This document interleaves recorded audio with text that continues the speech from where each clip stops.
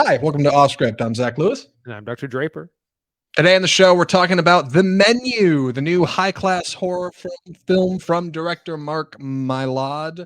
Mylod? I don't know how to say his name, but he did a lot of Succession on HBO, so the guy's got credits. We're also talking about The Wonder on Netflix, new Sebastian Lelio film starring Florence Pugh as a nurse discovering a young woman's odd eating habits, or really her lack of eating habits. It sounds silly. It's actually a bit more to it. Stick around. We're going to talk about some more comments from Quentin Tarantino. My man is on the press junket and he can't Coming in keep it hot. to himself. Coming in hot.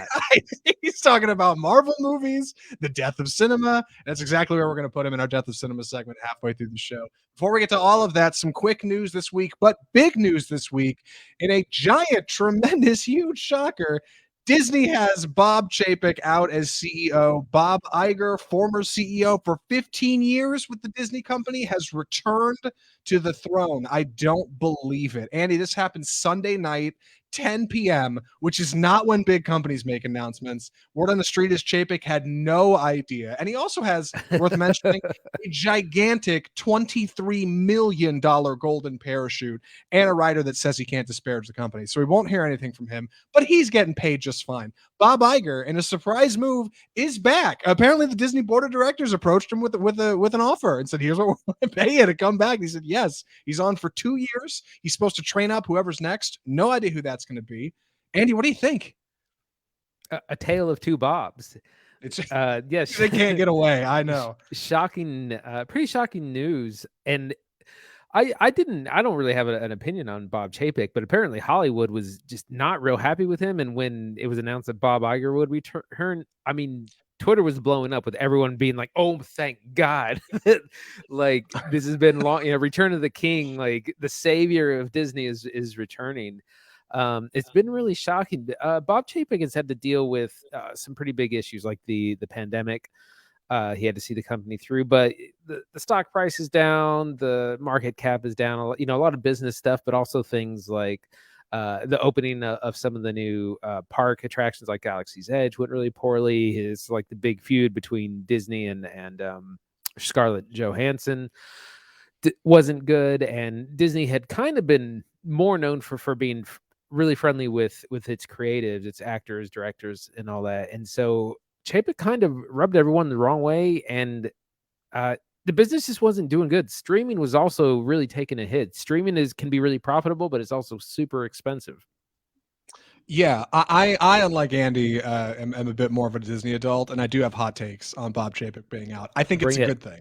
Yeah, I think Chapek was a fine pick, I think, for CEO, but he was head of parks, and his whole thing when he was doing parks while Bob Iger was there and helping Chapek come up was like cutting costs. That was his whole responsibility. Cut costs at the parks, make it cheaper to operate, cut people, work it out, and make more money, up prices. That's what he's been doing the whole time. And now Disney parks, if you haven't been in a while, have a reservation system that's complicated and helps cut down employees, that keeps rides moving not as efficiently. They've got Genie Plus, their new fast pass system that's more expensive and nickel and dimes you more. They've been upping food prices. Admission went up. They cut features like the Magical Express. Parks are a mess. All right. The stock price is doing very poorly. They were valued at $267 billion, $260 billion in November 2020. Now they're at $167 billion. That's almost a loss of $100 billion in value. And this is when Disney is riding high. Black Panther 2 is out, right? Not the best of the Marvel phases. Bob Chapek has been privy to a lot of that. But they're kind of finding their way, and Disney Plus is growing rapidly. How is this company doing poorly? And a lot of people point to their CEO. Believe it or not, in 2020 there were some issues with money, and Bob Chapek actually pointed at I forget who it was, the chief operations officer or somebody, and that woman ended up getting let go of the company.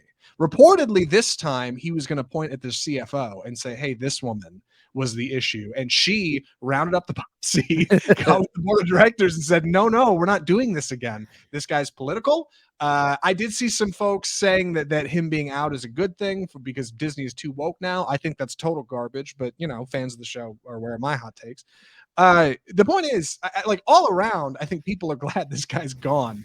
And it's weird because Iger is not the perfect CEO. He's just better than Chapek is based on a 15-year track record. I think it brings back consumer confidence. The stockholders like him, right? The board of directors like him. Probably a good move, right?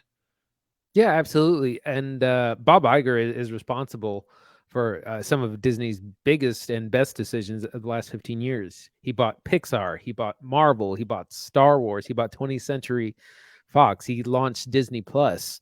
Those were huge additions. And I mean, now, I mean, Marvel superheroes movies in general dominate the box office. I mean, Disney's kind of calling the shots at the box office based on a lot of the acquisition of these really big properties. So I mean, he's done really impressive things. Has really been really about the creatives and the creative process, and really highlighting those and prioritizing those, and it really shows. So everyone seems to be really happy that he's coming back.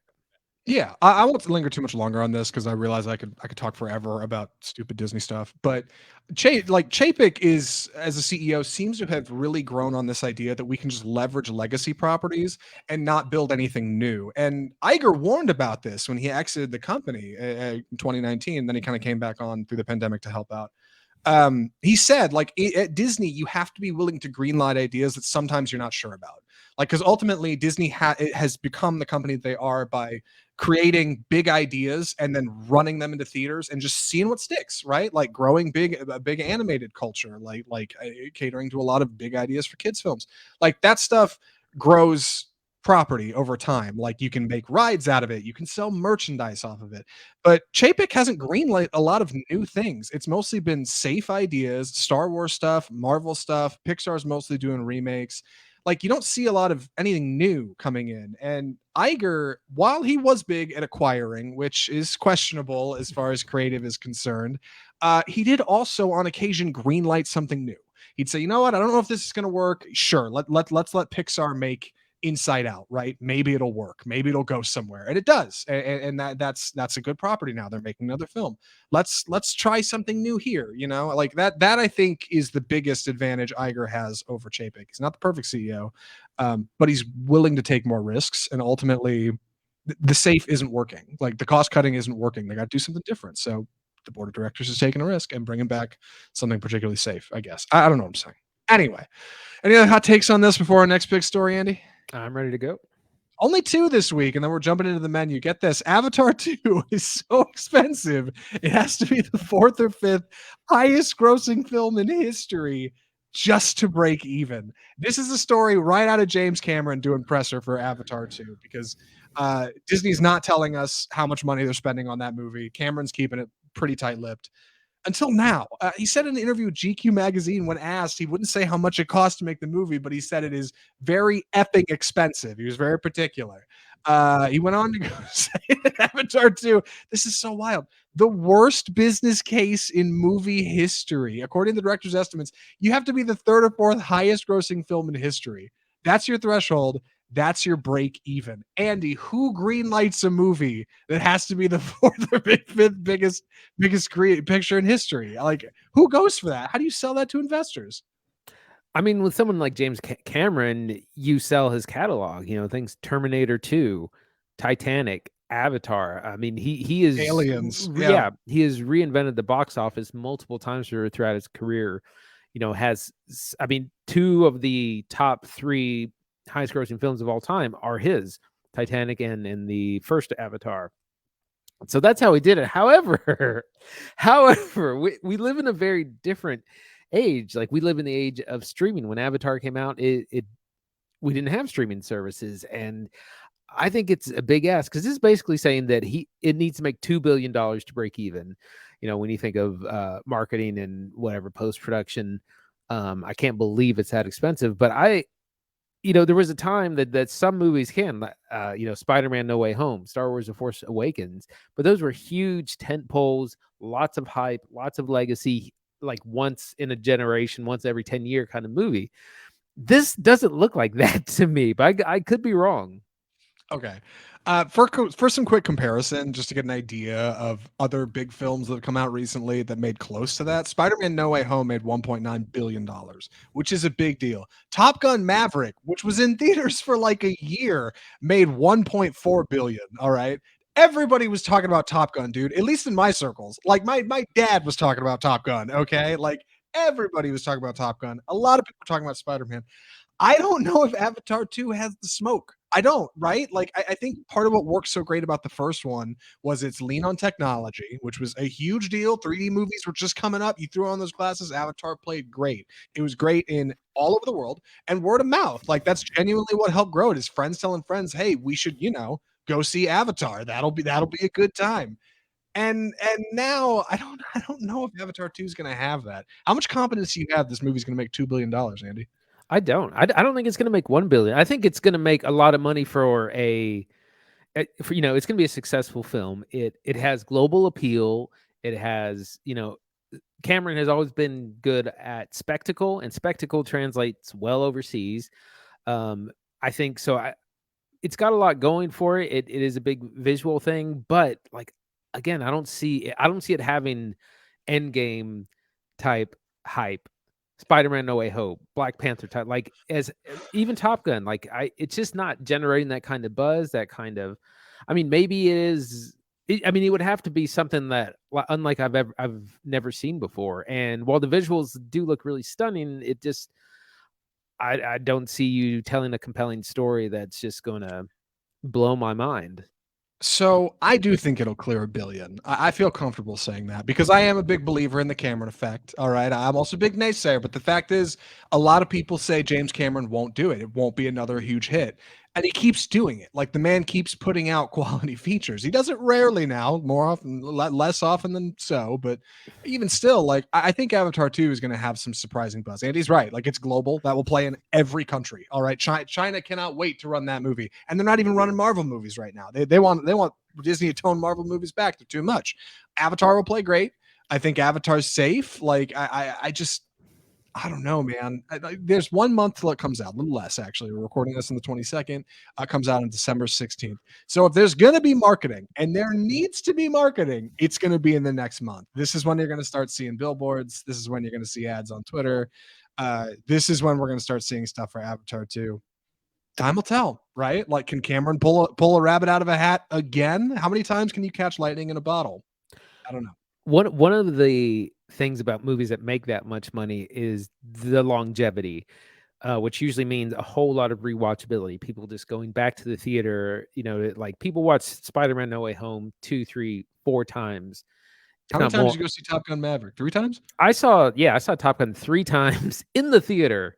Yeah. Thrown from my seat, right, in D-Box cinema, ejected into the audience. Yeah.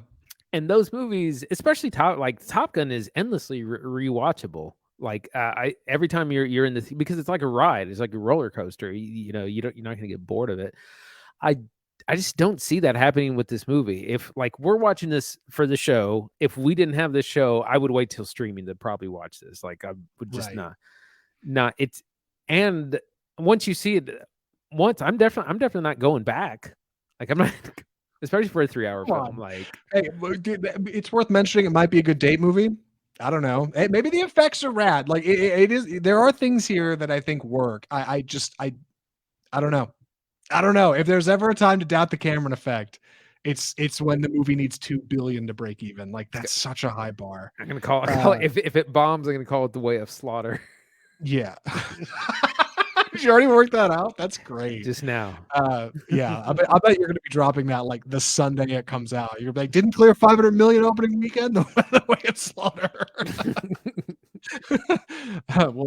We'll have to see. Keep it here on Off Script for more. But with that, we need to move into the show. We've got to talk about this next movie. I think I knew what to expect when I went and saw the menu, but I didn't know exactly what I was getting into, and I'm pleased to say there is more than meets the eye. I'm doing the review on this, so please excuse my clumsy delivery. The movie is The Menu.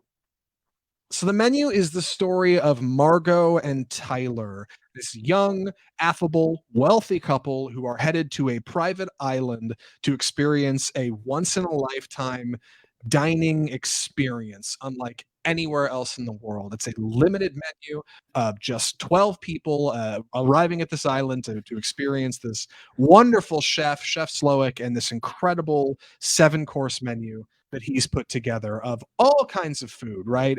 Really fancy stuff, whether that be like a chicken breast that's been slow roasted over a fire, or sea foam on a rock, things that really wealthy people eat. The menu is a horror feature because, unfortunately for Margot and Tyler, things start to go awry as the evening goes on. And it turns out that this experience is about much more than just the food on the plate. But the film, I think, does a really clever job of becoming just a bit of a dig at the wealthy, right? The people out there who are willing to pay $1,300 a plate for just extraordinarily silly ideas as far as food are concerned, at least to the rest of us. Movie is directed by Mark Mylod. I don't know how to say his name. I should have looked it up before we started. But he is a prominent director of HBO's Succession. He actually used a lot of the crew from Succession on this movie, same producers. And Succession is, if you've seen it, also a dig at the upper class. Very excited to talk about the menu. Andy, what'd you think?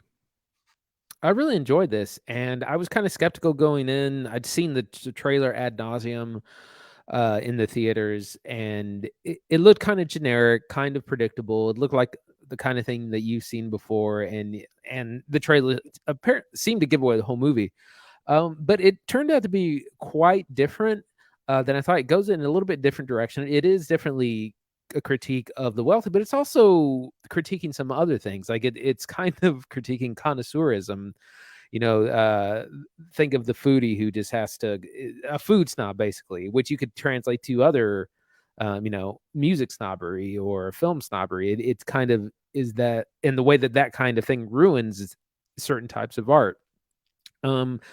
But it's also it just has really good performances, particularly from Ray Fiennes, who's as Chef Slowick is just he's great. He's menacing, but not cruel. Like you don't ever see him do anything violent or all of a sudden like beats someone up. He's so intimidating by his just mannerism, his voice, his tone, and the story has a few twists and turns which make a lot of sense, but kind of keeps you on your toes. And I really enjoyed it, and I really didn't expect to. Yeah, film reviewer Mark Kermode said this movie was really smart, but in a disposable sort of way. It's definitely feels like a one-off feature. This is just one little closed loop movie. You're not going to need a whole lot going in, and when you walk away, you kind of enjoy the experience and move on. Sorry, I just dropped my phone on the ground. I think the menu is surprisingly smart.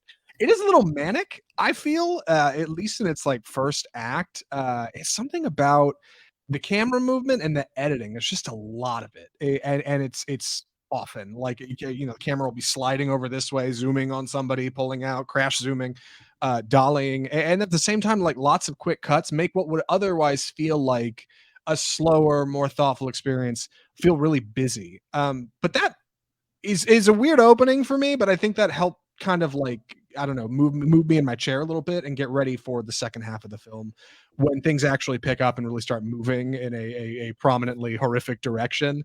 Then suddenly, like a lot of that manic energy translates to a feeling of like surprise and suspense, and it works. I don't know if you observed that at all, Andy, but I just felt like at first this movie had me on my heels, and I think it worked out better in the end because I think it comes around as being smarter than just what is presented in the trailer. I think it's particularly self-aware.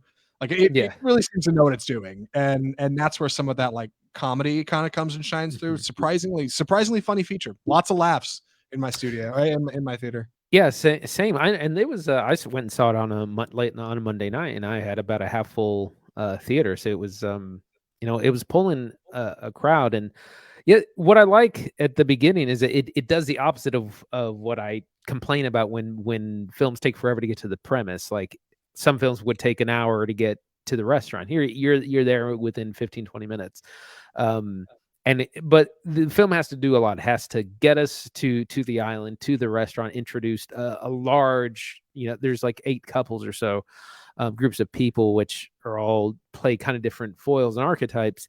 And it's got to get us there and get going quickly. So I can kind of see that manic at the beginning. Yeah, you're right. It's kind of got to be busy for what it is, and it moves pretty efficiently at an hour 47.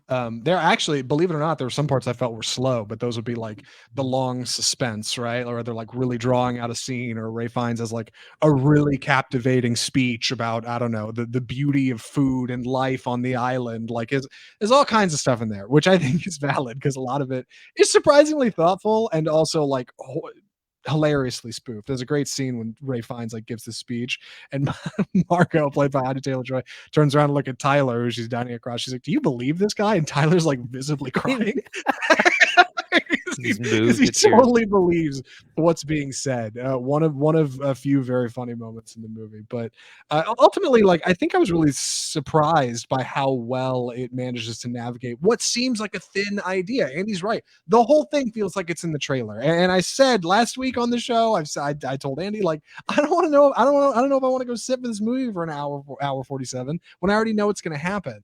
And like pleasantly, there's much higher highs than just, oh, here's what I think is going to go on in the trailer. Like it's as somebody said on Twitter, it plays one note, but it plays it really well. And I think there's more than one note there. But I agree, like it's simple and it hits it right on the head. It nails exactly where it needs to be.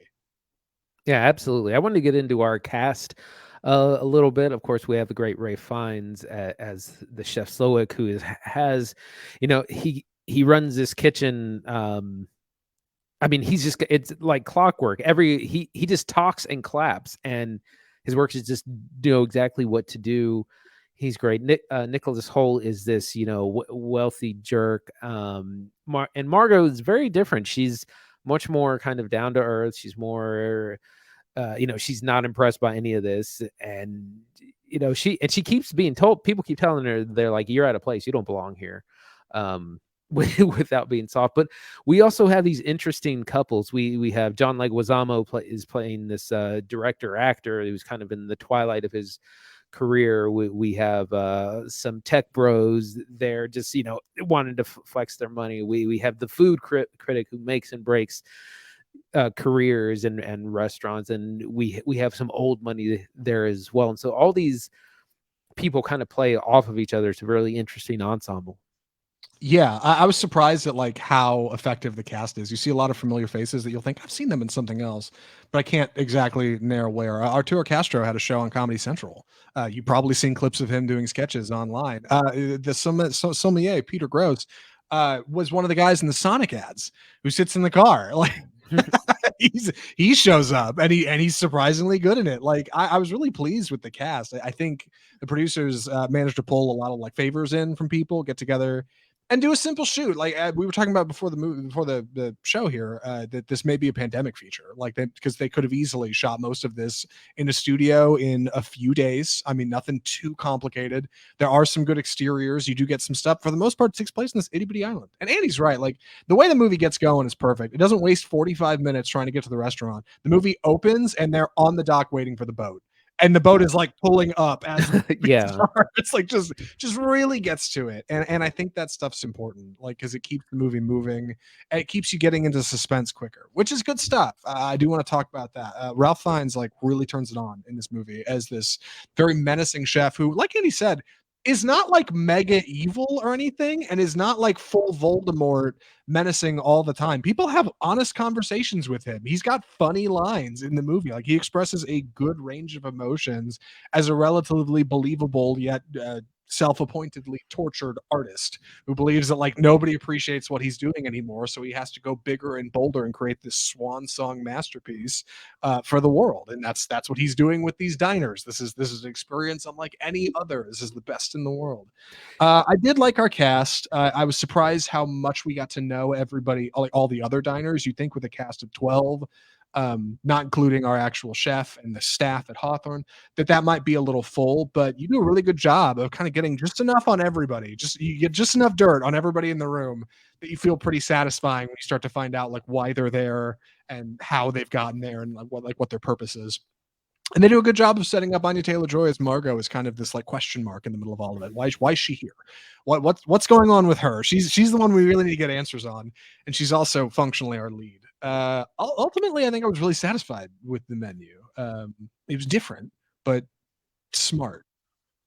Right. But I wanted to touch on Ray Fiennes, like you said. Uh, this is obviously a criticism of the wealthy class as well, but it's also a criticism of the artists and people who kind of bow to that as well. And he's kind of, it's a self indictment as well, because he is admitted to doing the same thing. He's like, oh, I'm owned by this wealthy person. This person is what kind of controlled me, and it not allowed me to be the artist that I want to be. And so it's an interesting dynamic, because Tyler, who's wealthy, wants to be like Chef Slowick. He wants his approval. He wants to talk to him, and but he's essentially not he's not a chef. The chef is not a wealthy person, and so he doesn't have that same kind of power. But he has a different kind of power because of being such a highly regarded chef. I wanted to also last person I wanted to touch on is Hong Chow, who plays Elsa. She's kind of the right hand man of Yeah.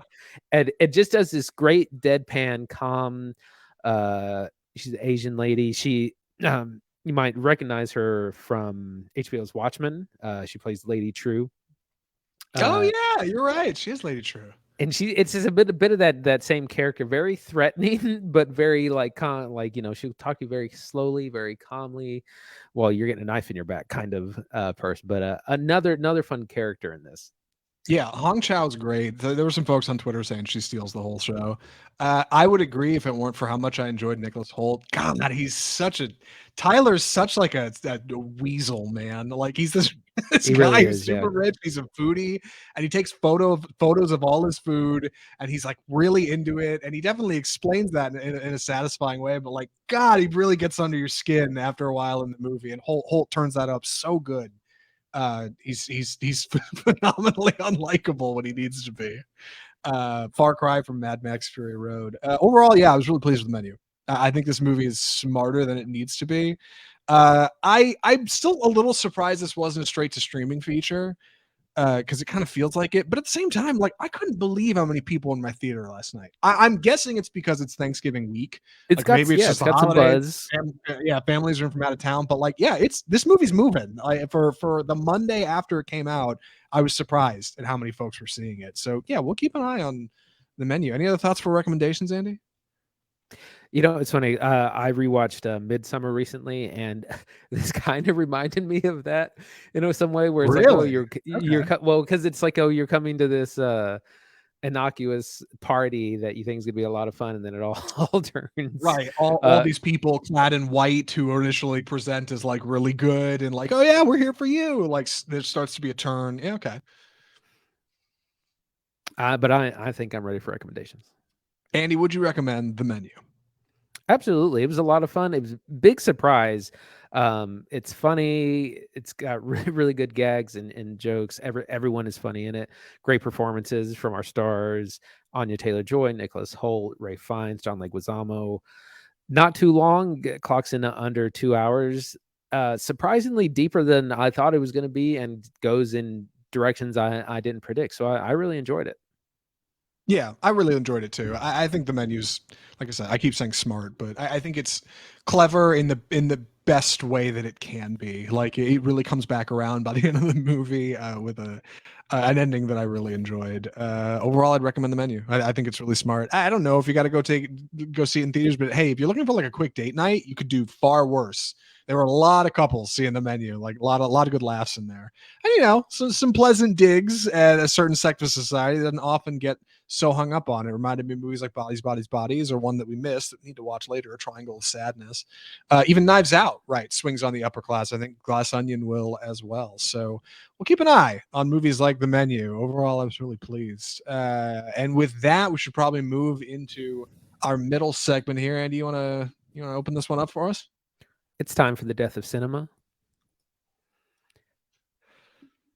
So Tarantino is back. Yes, Tarantino's back in the limelight. Again, we talked about last week. He had some hot takes, and then it was announcing a TV show.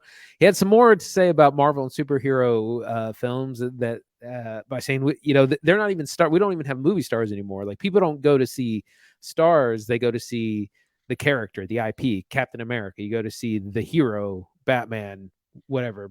We don't have movie stars anymore. Some people are upset about these. I think he's right on some of it. I think But we're gonna go over this whole thing.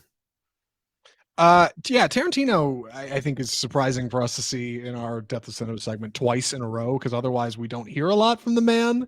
But he's pushing his new book, and he's he's going out and talking about stuff, going on podcasts. This is where we found out last week that he is working on a TV show. And this week we found out he doesn't have a whole lot of opinions as far as quality of movie stars goes. Jennifer Aniston had made a point about this in November when she said, "Yeah, there are no more movie stars," and Tarantino seems to agree. He said specifically on the Two Bears 1K podcast, part of the marvelization of Hollywood is you have all these actors who become famous playing these characters, but they're not movie stars, right? Captain America is the star, or Thor is the star. I mean, I'm not the first person to say that. I think that's been said a zillion times, but it's like, it's these franchise characters that become a star, which is, an opinion. I mean, not wrong. Not wrong. I totally get what you're saying, but like, if you I don't know. Go ahead, Andy. What do you think about this? This isn't just, Marvel, he's laying the blame on Marvel, but this is something that's been happening to the film industry as a whole, that the spectacle and sometimes the IP has become what people see, and the movie star has less power. It used to be you just attach a name to a flick and you're going to make a ton of money, but now it's less and less that. And yes, people want to see famous faces, but they just don't have the kind of pull that they used to. And that's something that's been, the movie star has been in decline in general for maybe the last 10 years. And it's not just been because of Marvel. Yeah, I feel like I need somebody to sit me down and like really like conk me on the head and draw me a picture and explain how the movie star is dead. Like, I totally hear you. Like, I get it. People are not turning out like for big star features anymore. But at the same time, if Chris Pratt got recast as Star-Lord for Guardians 3, that would be a big deal. And I genuinely think it would impact ticket sales. I mean, maybe not in a big way, but it would. And that's a oh my God, that's a feature with a lot of stars. What am I trying to say here? I don't know. There's a lot of good people at the front of that, so he's just one of many. If Tom Cruise is not Maverick in whatever the sequel to Top Gun is going to be, people are not showing up. Now, Tom Cruise is a far cry. Tom Cruise is an exception, but at the same time, like George Clooney and Julia Roberts just put out a rom-com that's still doing pretty well. All right, it's not doing great. It's not at the top, but it's there. I think a lot of people are dissuaded by this, especially industry folks who maybe don't feel like they're in the limelight as much as they used to be. Jennifer Aniston, star of Friends. I think they feel like, between the pandemic and how well Disney's doing, that they just can't get a piece of the pie anymore. They're in their 60s and they're saying, hey, this isn't the way I want it to be. And they're forgetting that like a lot of the people going to movies are in their 20s and 30s, maybe even their teens, and they think Marvel movies are a ton of fun. I'm starting to get tired of them. But just because like the industry is starting to turn a certain way does not mean that like movie stars are out in the cold. I think they just have to step up and be bigger. I don't know. Well, I think it's not.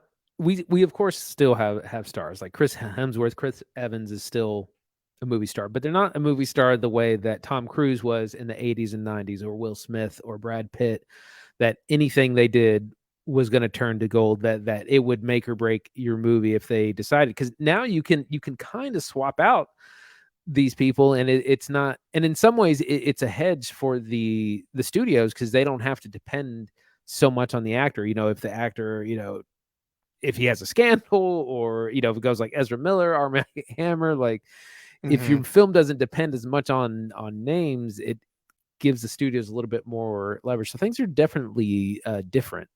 That's true. And I don't necessarily think that's just because of Disney, right? He says the marvelization, but he's speaking towards kind of the general impressions of the box office as movies start to like slant more towards sequels and more towards superhero movies and legacy properties that Hollywood knows are going to work. Accountants will count and say, hey, this is going to be a hit guaranteed. We should only do these movies.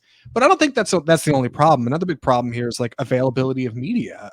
When Will Smith was the King Midas of movies for like a decade, and the man could not put out a bad feature until Hancock, we didn't have iPhones like to watch Netflix on, and we didn't even have Netflix to watch movies on. Streaming services weren't a thing. You had crappy TV, cable TV with HBO and premium packages, which was fine, and you had film. Like, that's where you were at. YouTube was only just really becoming a thing. The fact is, there's so much more space in the medium now for people to come up as an influencer, to people to come up as a TikTok star, for people to grow on a streaming service, on like a little show on Netflix you don't know about, for people to get on the CW and guest star on Riverdale, and ultimately like grow your career to a point where you're comfortable. That means movie stars got to come out bigger and harder than ever before. If you want to be Tom Cruise, you got to figure out a way to become Tom Cruise. Tom Cruise is there because he's a legacy property, because he's grown his name, and that's why he's still a big movie star. There's nothing stopping Jennifer Aniston from making movies. I mean, she's probably getting some crappy rates, but like, I don't know, get a new agent. Like, you got to you got to paddle your own canoe, right? Like, these movie stars are mad because they're like, why doesn't my name carry a huge paycheck anymore? Well, because people can go other places for media. Like, people can watch things other places. People watch streaming instead of film now. Like, I don't know. Is that crazy? Am I wrong? Am I making any sense at all? I think I'm just I mean, I think that long gone are the days, especially, I mean, Jennifer Aniston was a TV star who had a somewhat successful jump to films, but it's like, no, you never carried a lot, you never carried a big something to $1 billion and were the star and were, and yeah, especially some of these people that are kind of older now. It's like, well, I'm not sure what you're like, Tom Cruise is exactly, he's out there doing the work. He's making, what do you call it? Top Gun Maverick. He's making Mission Impossible. He's doing his own stunts. Yeah, like he's screaming at people out wearing masks. So yeah, I mean, I don't think you're wrong about that. The other thing I wanted to touch on there is, some people reacted to Tarantino saying this. Simu Liu, who was in Shang-Chi and the Legend of the Ten Rings, had something to say. This is from Twitter. He says, if the only gatekeepers to movie stardom came from Tarantino and Scorsese, I would never have had the opportunity to lead a 400 million plus movie. I am in awe of their filmmaking genius. They're transcendent auteurs, but they don't get to point their nose at me or anyone. No movie studio is or will be perfect, but I'm proud to work with one that has made sustained efforts to improve diversity on screen by creating heroes that empower and inspire people of all communities everywhere. I loved the golden age of cinema too, but it was white as hell. Yep. I think that's a worthy take. Like, I really do. Because not only does streaming and availability of platforms that are cheaper and easier to access than going to the movie and paying the price of admission or having a cable package, not only does that enable more ideas and more stories to be told, it enables wider diversity, which is very true. This is what he's saying here. Like, you have a lot more opportunities from people from all walks of life, from all over the world, of all ages, of all ability, to come in and present themselves and put themselves on the world stage and do something really cool. Marvel has been leaning into this, and for the most part, it's been working. I should say Disney, but Marvel for the sake of Marvelization, as Quentin Tarantino's talking about. And Simu Liu nails it on the head. Like, he's absolutely right. Like, if it was up to Martin Scorsese and Tarantino, that my man would not be a movie star. Like, he is, because of the new landscape. And Jennifer Aniston's out here like, well, why isn't it like it used to be? Like, come on. I get you guys are in your 60s. And when I'm in my 60s, I bet I'm going to feel the same way, right? Old man shouting at clouds.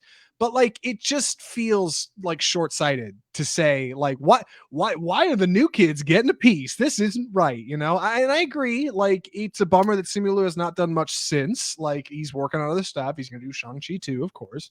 And if there were more movie star slants, then maybe these guys would have a better track to being bigger and bolder, but there would be less of them. And I don't think that's a bad thing, that there's a more like bigger, diverse cast of characters in Hollywood. It does mean less big work for some folks like Tarantino or Jennifer Aniston.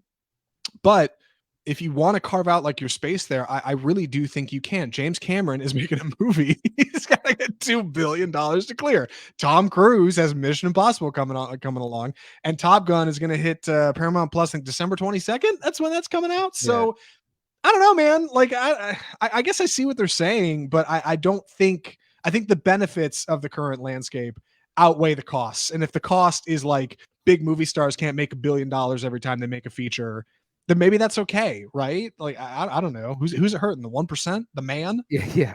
So I think there is some truth in a number of these takes. I mean, I do think that the movie star itself has kind of isn't what it was 20, 30 years ago.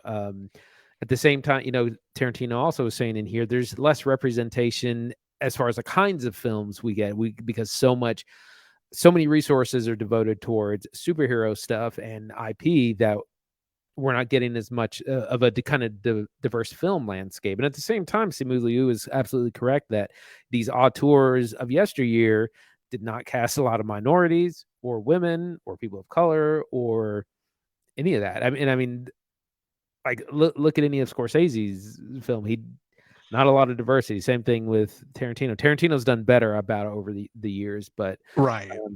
Marvel and Disney making a very deliberate effort to diversify their heroes and who plays their heroes is huge as well. Tarantino getting dunked on for lack of diversity and inclusion will always be funny. It's always peak comedy for Tarantino to get swung on for this, because he's got a unique filmography with some interesting takes, and I don't think this is necessarily the spot to grandstand on, but I do think. I don't know. Like, is this what getting old is, Andy? You think the people older than you don't know what they're talking about, and then before you know it, you turn around and you're that person, and the people below you don't know what they're talking about. Because I don't think Hollywood's in a bad spot. I really don't. Maybe Jennifer Aniston is, but yeah. Like that's okay. And we mentioned this last week, but Tarantino's got an axe to grind on Disney big time. Like, yes, Touchstone Pictures helped him get Pulp Fiction off the ground, but when he's trying to get The Hateful Eight out in theaters, he was going up against Star Wars, and he could not get that movie in a lot of places because Disney just would not let him. They squeezed him out. They said, nope, we're going to be on 5 theaters in the megaplex, and we don't care. They did that all over the country, so I get it. Like, I know my man's mad, but also that he's not getting a $200 million budget. Yeah, he sure isn't. No. And Scorsese getting that, or like $250 million that it was for The Irishman. I'm so glad that movie exists, but no studio would have ever done that. Netflix, right? Without Netflix, yeah. Yeah, and like maybe that's not such a bad thing. I mean, even Spielberg's got an axe to grind against these people. I don't know. Anyway, we should probably move into our final film of the episode. Andy's going to take the summary on this one. Andy, please take it away. The Wonder. So this is the latest film by director Sebastian Lelio, who first came on the scene, or is most well known for A Fantastic Woman, which I believe it won Best Foreign Film several years ago. That's a story about a trans woman and the death of her partner and their family. And this is his latest film on Netflix, starring the blessed Florence Pugh. This takes place in the 1860s in rural Ireland. There is this miracle child who has not eaten for months. She hasn't eaten in 4 months since the child is 11, and she's a bit of a miracle. And people are coming all over to see her, to seek her counsel. Some doctors have a local doctor has written an academic paper on her saying this child has not eaten, and it's amazing. We don't know how it's doing. And the local parish and pastors are also saying it must be it's a miracle from above, a child of God, all these things. So Florence Pugh is set in, who plays Lib Wright. She's an English nurse. Her being English is very pertinent to this, to perform a watch, to basically observe this child to see if she is at any point she is actually eating. And she watches for 8 hours in shifts with another nurse who's actually a nun. So we have a very scientifically minded person in Nurse Wright, and then a nun as a nurse to kind of balance the scales, kind of. Lib Wright, Florence Pugh's character, is not convinced at all. She's just like, this is some BS. She's getting food somehow. We just haven't figured it out. But she watches this child for several days. It's supposed to last 2 weeks, and the child is not eating and is still fine. And it's a mystery, and that's kind of our setup. And it's a question of whether, is this happening? Is this not happening? Is there something else going on? And this is all going on against the background of post-Irish famine, which was from 1845 to 1849, so it's about 10 years after. But the country is still very devastated and reeling from this. So that's our setup. Zach, what do you think? So I didn't really know what exactly to expect from The Wonder. I'd watched the trailer once. I didn't really remember Sebastian Lelio. It wasn't until Andy reminded me that he directed Disobedience in 2019, which was one of my Oh, that's favorite right. 2017. Oh my god, it's one of my favorite features that year. I thought Disobedience was really smart and really cool. And if you haven't seen it, you should go check it out. Great performances. But The Wonder's on Netflix, and it stars Florence Pugh, who I love, and then nobody else I really know. But I loved how simple the premise was for this movie. Right, nurse arrives at a place she's not in. There's this girl who hasn't eaten in 4 months. You have to figure out why. Then you got 2 weeks. Really simple. And they're so far out in the boonies, it almost reminded me of something like The Lighthouse. But you get a much larger cast, fortunately, and much more room to run. Overall, I was really pleased with The Wonder. I don't think it's I don't know if I would have supported it so much in theaters, but I think this is one of those Netflix features that like feels really sharp and feels really smart. And I'm glad it's trending as like number 2 on their site and it's on their homepage and people are watching it. I don't know. I think The Wonder's pretty sharp. Where do you want to start talking about this thing, Andy? Why don't we talk about the intro? We got to talk about the intro. Yes. So we had heard some weird things that this movie starts very strangely, and it's kind of bizarre, which doesn't make a lot of sense because it's just a period piece taking place in rural Ireland. But it starts in a very metaphysical way with the opening scene is actually like on the set of the film, and it starts with this, and you see like the different like houses and places, and the camera kind of slowly pans around and eventually kind of flows into the film we're watching. It's a really bizarre thing, and I think I understand why they did this. And it only comes back it comes back a couple more times. It's kind of bookended by this technique, but it was very surprising.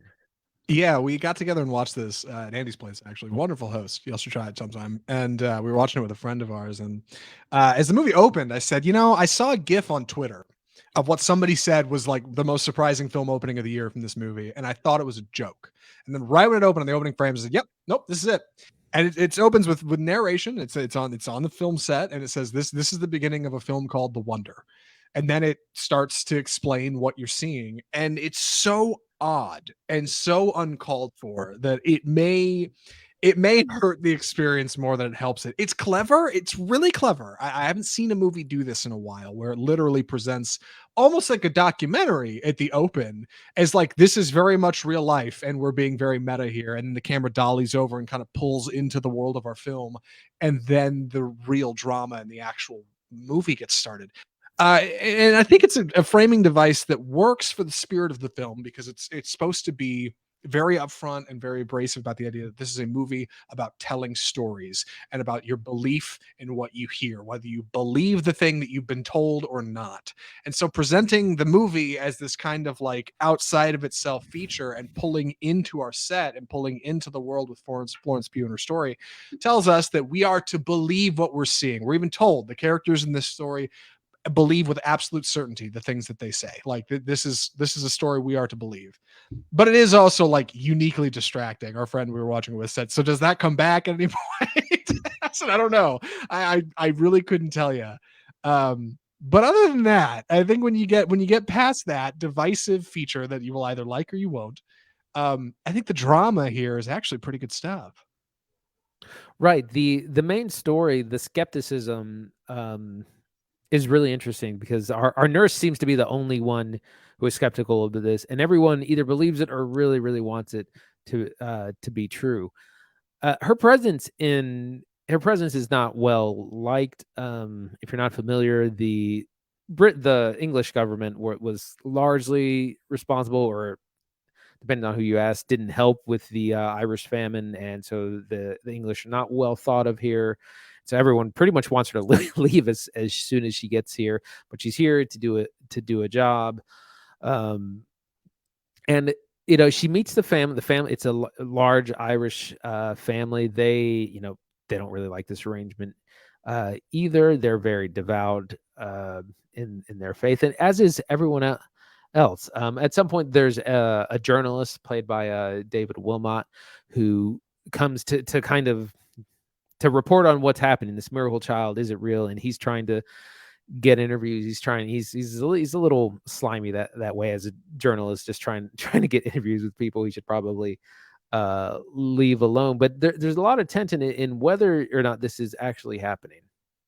Right. They become like some emergent motivations for a lot of characters in the movie because this girl who's not eating is the titular wonder, right? Like, and in a time well before the internet or television or really even like effective news gathering, people would travel from far and wide to see this girl, this magical girl who won't eat. And of course, there's a religious zeal to it. Andy's right. Like this is a place that's particularly evangelical, and they believe that what they're seeing is a miracle.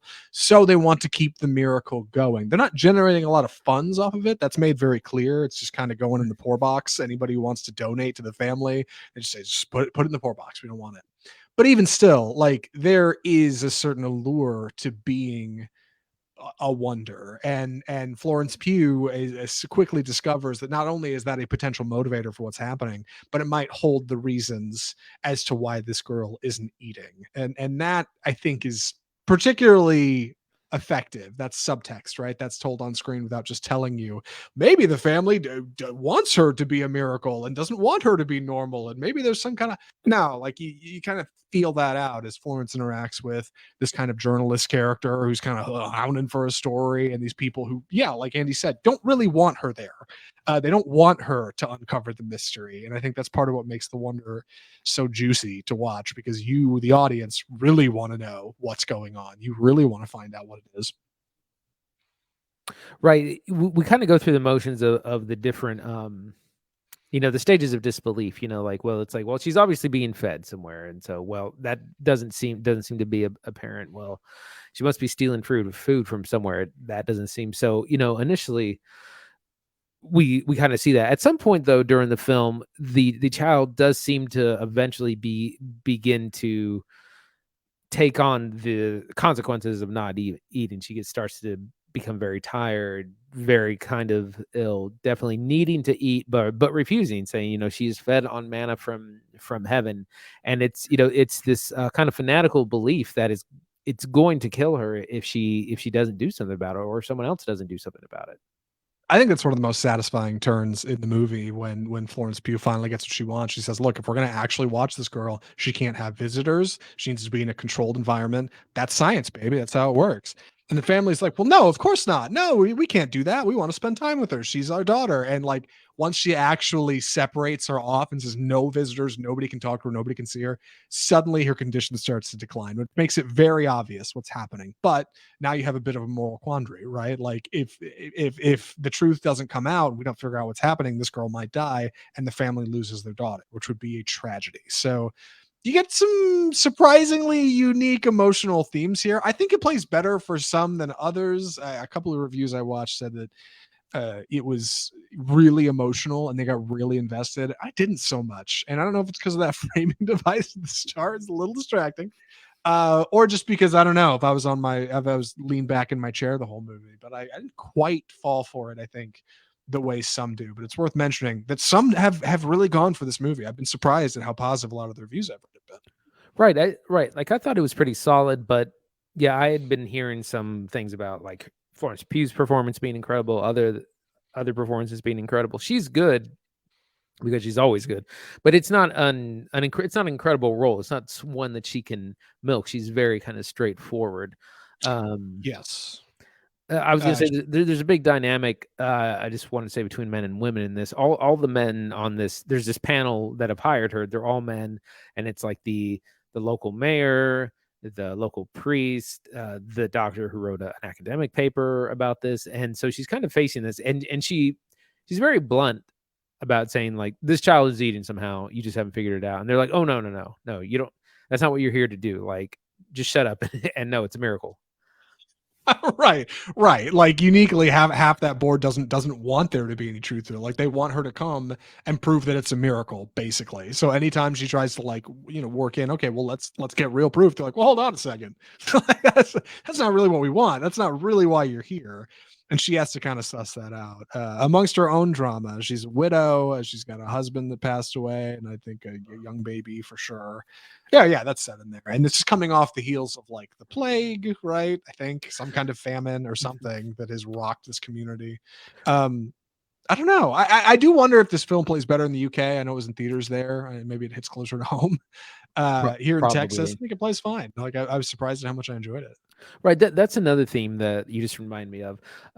It's a lot about grief and loss and how we deal with that through stories. Every character has in this movie is dealing with loss of some kind. Florence Pugh's character, it's made apparent that she lost a child at some point. The journalist has lost his family in the famine. The family of the wonder daughter. I don't remember her name. Elaine, I've got it right here. Elaine Cassidy. Anna. Yeah. Rosaline. That's the character's name. That they have this big Irish family. They have lost the eldest brother was lost in that. The doctor has even had death in the family. Like death kind of surrounds everyone, especially at this time in history, because the effects of the famine still reverberate to this day. And so that's one of the big themes of the movie is grief and loss, and how we use fiction and stories to help us move past that. Yeah, and I think in that way the Wonder is really effective at what it is. Like I said, I don't know if I would have liked it more if I was in a theater. Honestly, I think I might have liked it less. But maybe you see a lot of these big landscapes, like it really inspires something bigger. For Netflix, I thought it was a fine feature. Like I said, I like that it's up front. I like that people are seeing this and clicking on it. This is something my parents might watch and be like, "Did you watch this movie, The One?" Yeah, it's weird, but I kind of liked it. Like I think it's important for movies to push the envelope a little bit, and that's exactly what Sebastian Lelio is doing in his own way, in a way that's a little understated. Andy said it perfectly with Florence Pugh. This is not going to be like a giant performance for her. Her character's not even particularly charismatic. If anything, she's like cold and blunted by like the world around her and the troubles she's seen. She's seen war, right? Grief is definitely a relevant thing in her life. She's quiet. She's got a low voice, like. But I think what's happening in The Wonder is like surprisingly simple. For an hour 48, just 1 minute longer than the menu, you could certainly do worse. Andy, any other thoughts or recommendations? I'm ready. Andy, would you recommend The Wonder? Yeah, I absolutely would. It's a nice little period film. Really good performances from particularly the newcomer who plays Rosaline, Elaine Cassidy, who plays the Wonder Child. Very, very good. Surprisingly deep film. If you know any history of between England and Ireland, it's going to be even more interesting. It's a little on the slow side. It's definitely a lot of people talking in rooms, like a lot of kind of the cinema tends to be. But it's a nice solid film, and that's all I want from Netflix these days. And sometimes the bar is so low that it's nice just to get a competent film with a competent story, characters, all that. And this is based on a novel, which is probably part of the reason that works. But it's a nice little film. It's on Netflix. It's easy to watch. It's not too long. I would recommend it. Yeah, I think I'm in the same boat. Like, I think The Wonder is pretty good stuff. If you're looking for something to watch at home with a glass of wine or something one night, yeah, it's a little slower, but like it's also a bit more thoughtful. All right, it's a bit more elevated than your standard fare. If like Netflix puts out so much trash nowadays, if they can get the ball even close to the net, if they can get a swing at it, that's a victory for us. And The Wonder is just a bit more than a swing. It's not quite a slam dunk, but it's fun. I mean, its own weird way, fun, but in the way Andy and I, like cinephiles, would like fun. And if you're not into that, then I think it's something different, and I think that's important. I like The Wonder. I think I'd recommend it too.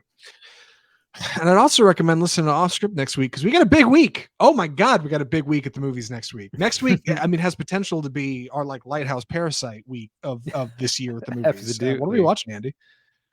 We are watching Glass Onion, a Knives Out mystery. This is, of course, the follow-up to 2019's Knives Out by director Rian Johnson. Ruin Johnson back with this sequel. Johnson. This is super hyped sequel. And the interesting thing is this is out in theaters for 1 week only. starting tomorrow, and then it will be on Netflix on Christmas, around Christmas, December the 23rd. So they're doing the theatrical thing so they can be eligible for awards, but they're usually, when they do this, it's kind of hard to see because they'll put it in like 2 theaters in LA, but it's actually like in all the major chains. So definitely go out and see that if you can.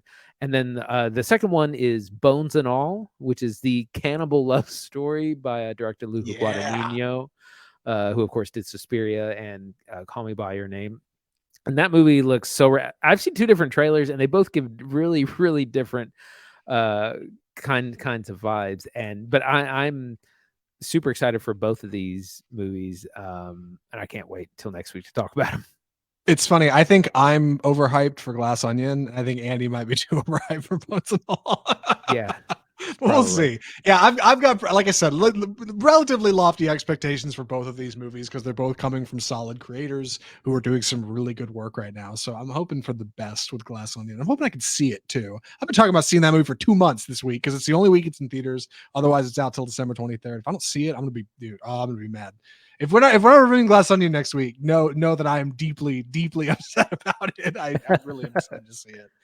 And if you want to see next week's episode, you want to keep up with us here on the show, the best way to do that is to subscribe to Off Script, this little podcast right here on your favorite podcasting platform: iTunes, Google Play, Spotify, iHeartMedia, one of all the usual places. I think you can even ask your Amazon Alexa to play Off Script Film Review, and it should start playing us. I don't know for sure. I'll have to test that before I advertise on the show like I have. You can also follow us on Facebook, where we live stream the show every week, every Tuesday at about 5 p.m. That's when we're live streaming the show. We're on YouTube, where we upload our live streams every week shortly after. I already mentioned all the podcast platforms: Twitter, Instagram, all the usual socials. You can follow us over there. You can also check out our website, offscriptfilmreview.com, and you can send us an email, correspondence, movies we should watch, hot takes you've got on films we've seen, whatever, at mail@offscriptfilmreview.com. I think that covers just about everything, but I'm excited for next week. Andy, next week's episode 198. I think we might hit 200 before the end of the year. I don't know what that means. It's a big deal. We got to do something cool. We're so close. I know. We're really coming down to it. I think that just about wraps the show. From all of us at Off Script, the home of Bold Cinema, I'm Zach Lewis. And I'm Dr. Draper. Thanks for watching.